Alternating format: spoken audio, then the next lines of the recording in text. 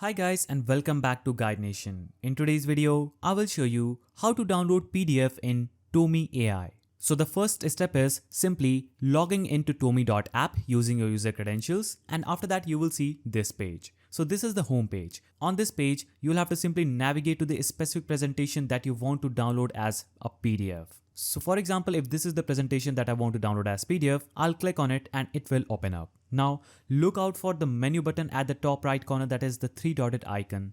Now on this page, you'll have to simply click on this three dotted icon at the top right corner and you will see a list of menus. In this list of menus, you'll have to simply click on export to PDF, and after you click on export to PDF, TOME will process the request and provide a downloadable PDF file. So this feature is not available for free TOME users. Upgrading to TOME Pro is necessary for PDF export functionally.